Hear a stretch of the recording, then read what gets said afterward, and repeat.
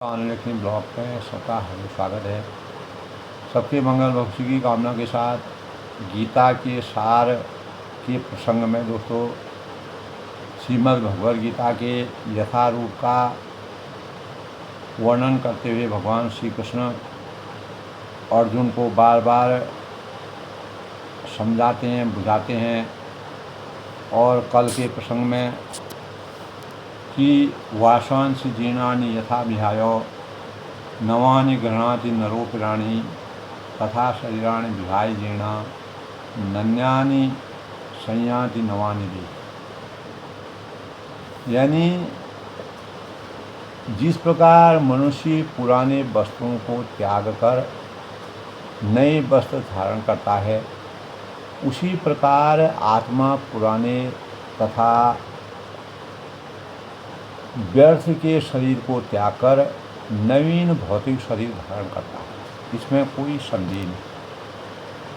तो भगवान ने दोस्तों कल आत्मा और भौतिक जीवन के लिए उन्होंने बताया कि नैनं छिद्यन्ति शस्त्राणि नैनं दहति पावक न चैनं क्लेदयन् न्यायो न शोष्यति मारुतः।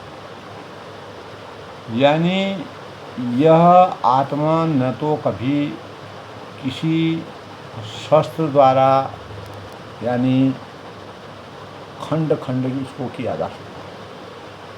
शरीर भले ही शरीर के टुकड़े टुकड़े किए जा सकते हैं, लेकिन शरीर के अंदर जो आत्मा निहित रहती है उसको हम कुछ भी नहीं कर सकते, उसके खंड खंड कर ही नहीं सकते हैं। वह एक छोटा सा अणु के समान है और न अग्नि उसको जला सकती है, जल उसको भिगो नहीं सकता है, वायु उसको सुखा नहीं सकती है। तो अर्जुन के जीवन को समर्थवान बनाने के लिए भगवान ने अनेकों विचारधाराओं के परिणाम स्वरूप भगवद गीता में कौरव और पांडवों में न्याय और अन्याय की पराकाष्ठा, उच्चता और श्रेष्ठता के मानकों को का सही रूप स्थापित करने के लिए मानव धर्म को कैसे हम जीवित रखें, उन बातों का समीचीन वर्णन किया है, सुंदर वर्णन किया है और बड़ा ही रहस्यमय वर्णन किया है। तो उन्होंने कहा है कि यह आत्मा अखंडित तथा अघुलनशील है, इसे न तो जलाया जा सकता है न इसको सुखाया जा सकता है, और यह शाश्वत सर्वव्यापी और अविकारी स्थिर तथा सदैव एक समान रहने वाली है। न इसका रूप कम होता है, न इसका आकार कम होता है, न इसका आकार ज़्यादा होता है। यह एक सूक्ष्म अणु के समान है। अणु आत्मा के इतने सारे गुण नहीं सिद्ध करते हैं कि आत्मा पूर्ण यानी आत्मा पूर्ण आत्मा का अणुअंश है और बिना किसी परिवर्तन या निरंतर इसी तरह बना रहता है। तो इस प्रकार दोस्तों इस प्रकार इस प्रसंग में अद्वैतवाद को यानी व्यवहारिक करना कठिन है, क्योंकि अणु आत्मा कभी भी परम आत्मा के साथ मिलकर एक नहीं कर सकता। तो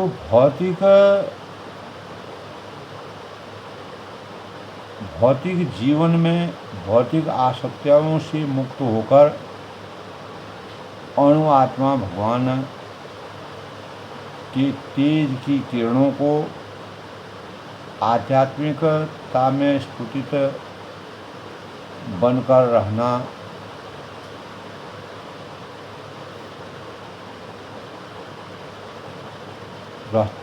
चाहती है, किंतु विधिवत जो बुद्धिमान जो जीव तो भगवान की संगति करने के लिए वैकुंठ लोक में प्रवेश करते हैं। तो सर्वगत शब्द महत्वपूर्ण है, क्योंकि थल, वायु, पृथ्वी के भीतर तथा अग्नि के भीतर रहते हैं, जो यह मानते हैं कि वे अग्नि में स्वाहा हो जाते हैं, वह ठीक नहीं है। क्योंकि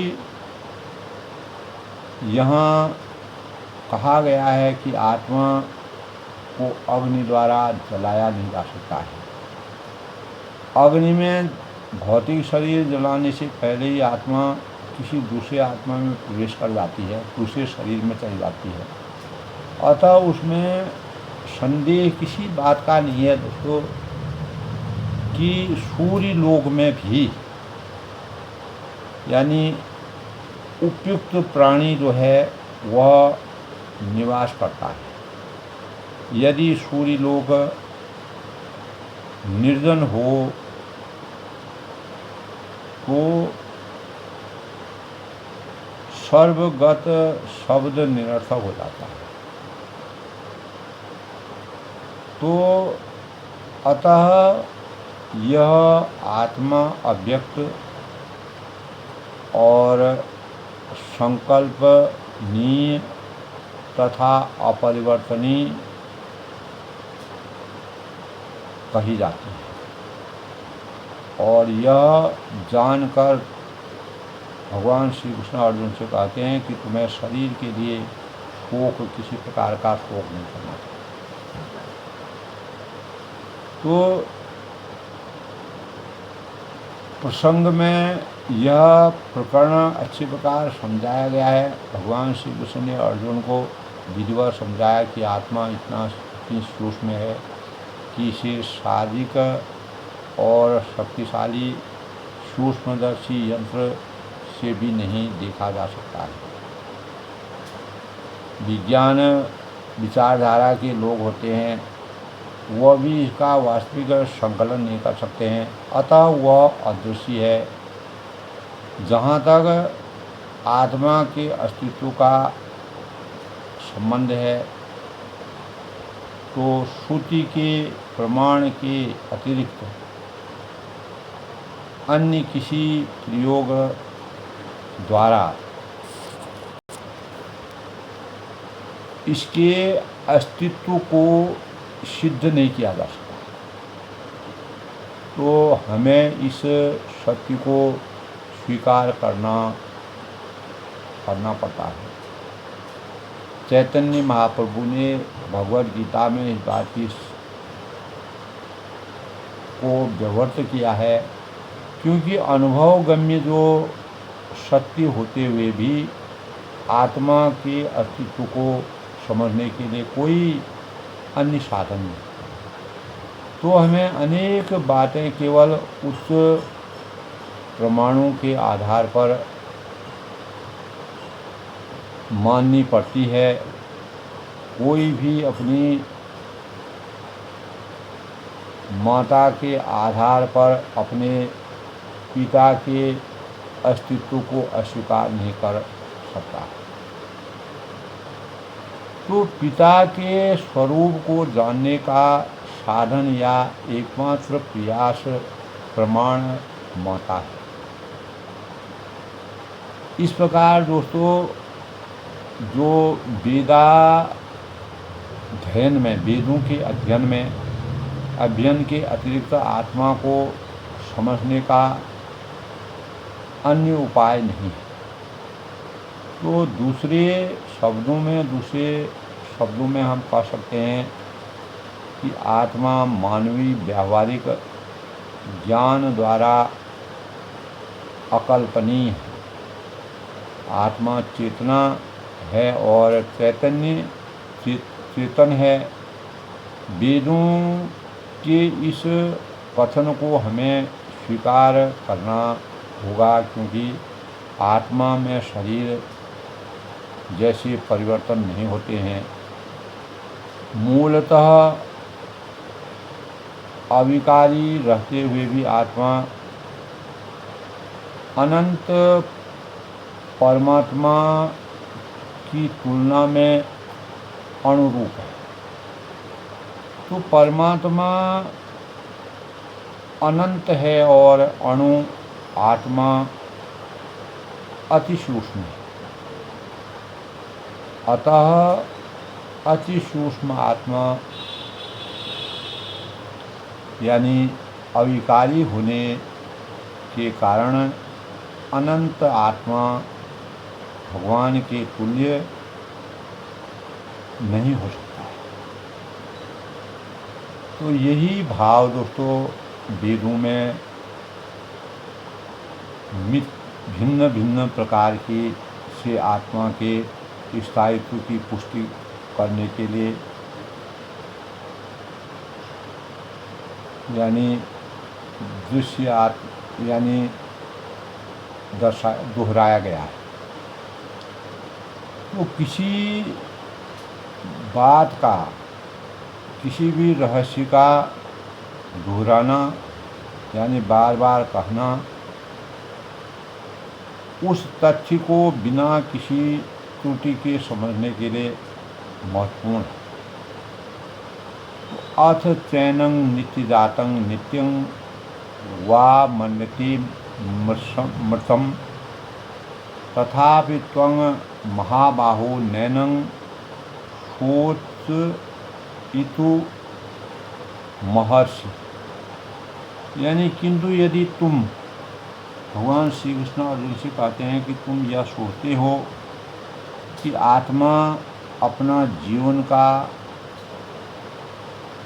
जो लक्षण है सदा जन्म लेता है तथा सदा मरता है, तो भी वे महाबाहु तुम्हारे शोक करने का कोई कारण नहीं। कहने का तात्पर्य है कि सदा से दार्शनिकों का एक ऐसा वर्ग चला आ रहा है सामाजिक परिवेश में, जो बौद्धों के ही समान यह नहीं मानता कि शरीर के परे भी आत्मा का स्वतंत्र अस्तित्व है। तो ऐसा प्रतीत होता है कि जब भगवान श्री कृष्ण ने भगवद गीता का उपदेश दिया तो ऐसे दार्शनिक विद्यमान थे और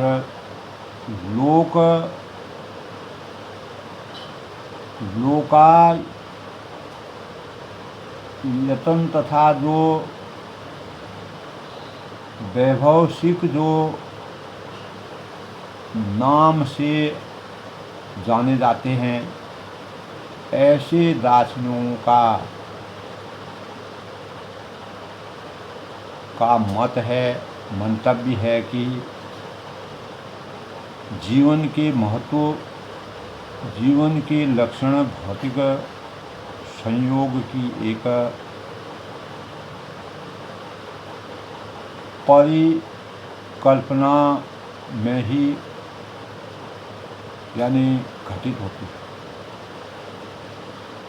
तो आज के परिवेश में आधुनिक भौतिक जो विज्ञानी हैं तथा भौतिकवादी हैं, दार्शनिक भी ऐसा ही दिखते हैं, ऐसा ही सोचते हैं, ऐसा ही समझते हैं, जिसके अनुसार शरीर भौतिक तत्वों का संयोग है और एक अवस्था ऐसी आती है कि जब भौतिक तथा रासायनिक तत्वों से के संयोग से जीवन के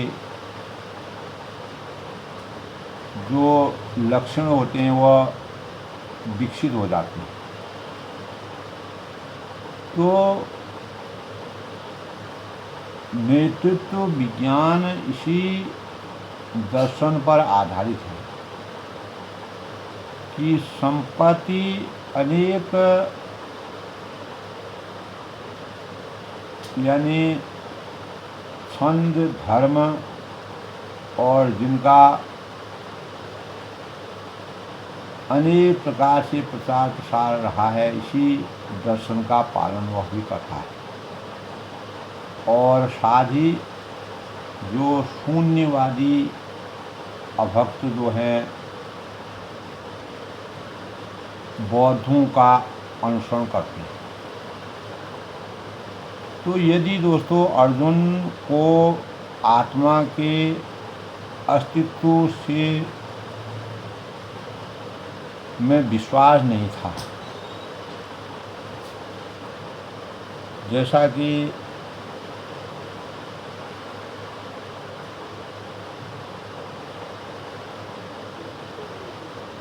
जो दर्शनों में इस प्रकार के दर्शनों में वर्णन किया गया है, यानी वैभाषिक दर्शन में यह परिकल्पना की गई है, तो अनेक शोक करने का कोई तो भी उसके शोक करने का कोई कारण न था, न होगा और न रहेगा। कोई भी मानव थोड़े से रसायनों की क्षति के लिए शोक नहीं करता तथा अपना कर्तव्य पालन नहीं त्यागता। यानी दूसरी ओर आधुनिक विज्ञान तथा वैज्ञानिक युद्ध में शत्रु को विजय प्राप्त करने के लिए न जाने कितने टन रसायन फूंक देते हैं, खर्च कर देते हैं, समाप्त कर देते हैं। तो वैभाषिक दर्शन के अनुसार आत्मा शरीर के क्षय होते ही लुप्त हो जाता है। तो अतः प्रत्येक दशा में चाहे अर्जुन इस वैदिक सत्यता को स्वीकार करता कि अणु आत्मा का अस्तित्व था कि यह आत्मा के अस्तित्व को स्वीकार नहीं करता है, तो उसके लिए शोक करने का कोई कारण न था। तो इस सिद्धांत के अनुसार, क्योंकि पदार्थ से प्रत्येक क्षण असंख्य जीव उत्पन्न होते हैं और नष्ट हो जाते हैं, आत्मा का पुनर्जन्म नहीं होता, तो अर्जुन को अपने जो पितामह तथा गुरु के वध करने के जो पापकर्ता के डरने का कोई भी कारण न था। किंतु साथ ही कृष्ण ने अर्जुन को व्यंगपूर्वक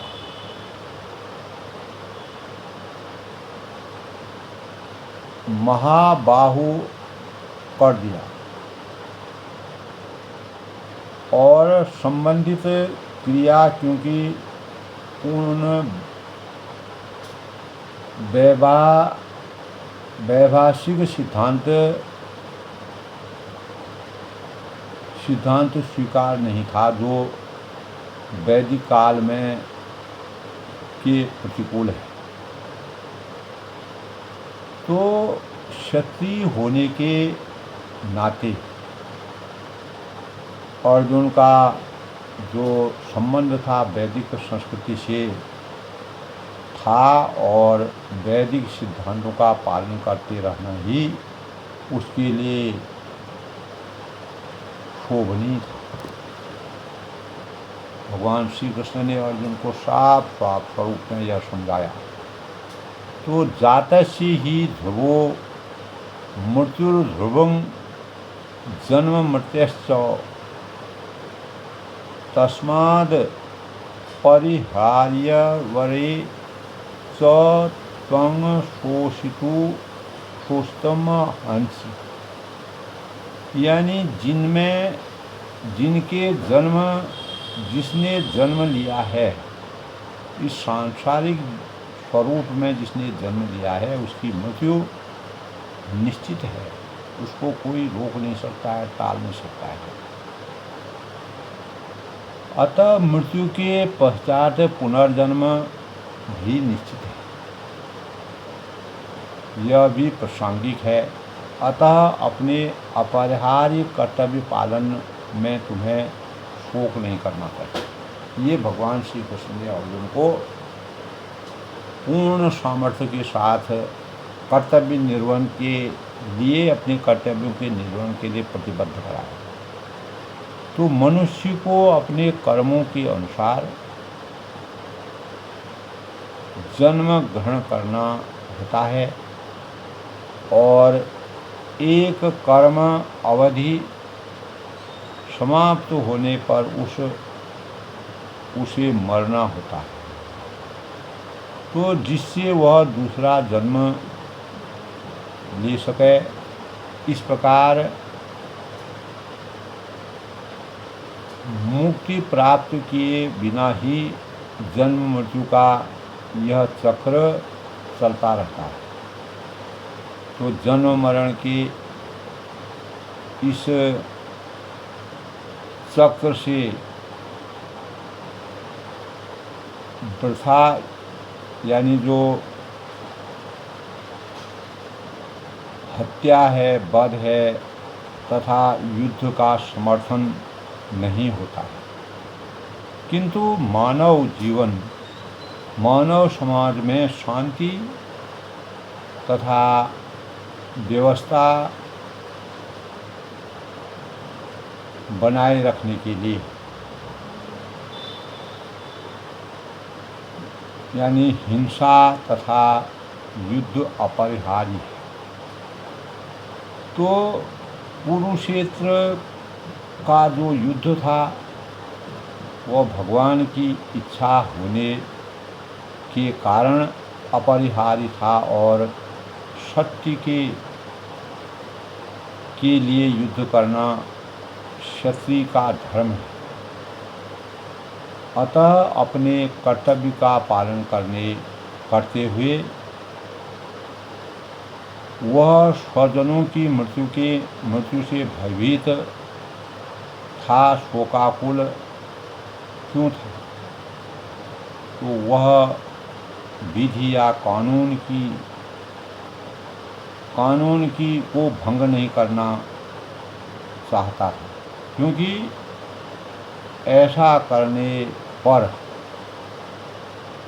जो उन पाप कर्मों से फल भोगने पड़ते हैं, जिसमें वह अत्यंत भयभीत था। तो अपने कर्तव्यों का पालन करते हुए वह प्रत्येक मानव को यह अपने अंतःकरण में विचार करना चाहिए, मंथन करना चाहिए कि स्वजनों की मृत्यु को कोई नहीं रोक सकता। और यदि यह अनुचित कर्तव्य पथ पर चुनाव करें तो उसे नीचे गिरना होता है, यानी पतित अवस्था में आ जाना। तो इसीलिए सारे जीव आरंभ में अव्यक्त रहते हैं और भव्य अवस्था में व्यक्त होते हैं, और विनिष्ट होने पर पुनः अव्यक्त हो जाते हैं। अतः शोक करने की क्या आवश्यकता है। इस प्रकार अर्जुन को भगवान श्री कृष्ण ने किस प्रकार से मर्यादित जीवन जीने के लिए अपने विचारों से आसक्त किया, आत्मा के सही स्वरूप को समझाया, जन्म मृत्यु के स्वरूप को समझाने का प्रयास किया। चैतन्य महाप्रभु ने भगवान श्री कृष्ण के शब्दों में धर्म की रक्षा को परमो धर्म बताया और मानव जीवन की प्रथम श्रृंखला का स्वरूप बताया।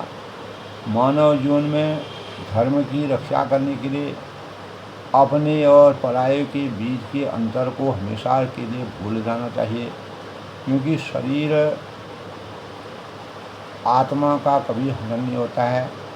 आत्मा और भौतिक शरीर का एक दूसरे से लगाव जब आत्मा शरीर में रहती है तब तक रहता है।